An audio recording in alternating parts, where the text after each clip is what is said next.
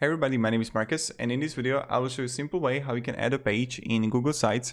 So let's start. The first thing you want to do is just be in Google Sites, and right here you just want to add a logo. You're gonna see right here, site name. You can write like, I don't know, Marcus Stone, and then you're gonna see add logo, and you can simply like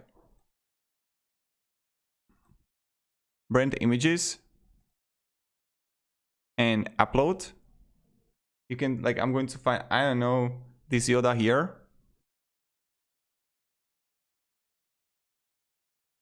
And as you can see, we got perfect logo. So yeah, I recommend like adding something transparent.